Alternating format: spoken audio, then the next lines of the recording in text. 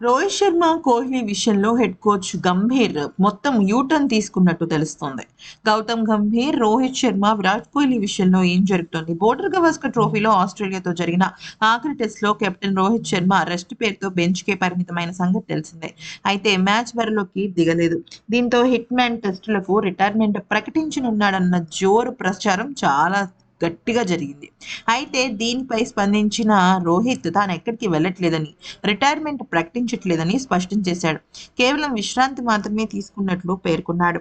కానీ వాస్తవానికి boxing day test తర్వాతే రోహిత్ శర్మ రిటైర్మెంట్ తీసుకోవాలని అనుకున్నాడట. అయితే శ్రేయోభిలాషుల సూచనల మేరకు వెనకడుగు వేసినట్లు క్రికెట్ వర్గాలు తెలిపాయి. అయితే ఇలా రిటైర్మెంట్ విషయంపై హిట్ మ్యాన్ న్యూటన్ తీసుకోవడం హెడ్ కోచ్ గంభీర్‌కు నచ్చలేదట.